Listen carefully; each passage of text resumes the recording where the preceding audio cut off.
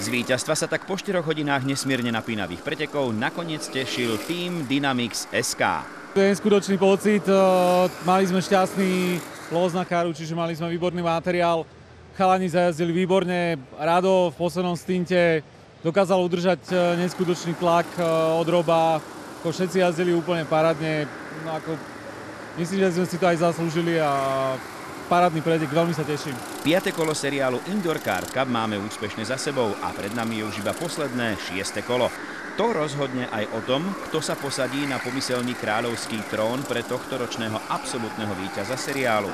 Bude to tým Go Baby Go, alebo ho nakoniec tromfne niektorý z tímov, ktoré ho iba tesne nasledujú. Pozrime si teraz tabuľku s priebežným poradím.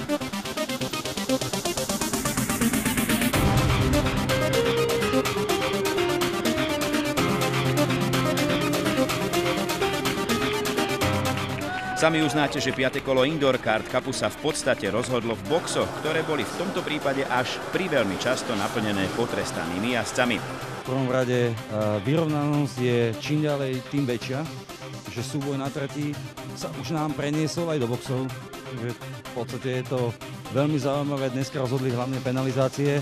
Bohužiaľ týmy v tom tlaku, ktorý na nich je, tou vyrovnanosťou sa snažia získať, ale tým porušujú určité pravidlá, takže to rozhodlo, ale zase na druhej strane som strašne rád, lebo zase sa nám poradie zmenilo na prvých 3 miestach, takže to ovplyvnilo výsledky.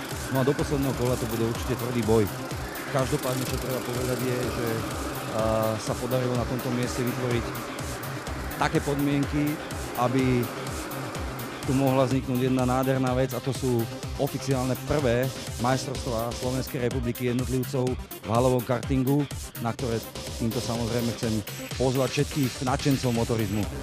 Samozrejme, nie len riaditeľ pretekov, ale aj my si vás všetkých dovolujeme pozvať na prvé kolo 6-dielnych majstrovstiev Slovenska v halovom kartingu, ktoré premiérovo odštartujú už 9. marca práve u nás na Slovensku v bratislavskej Kart One aréne.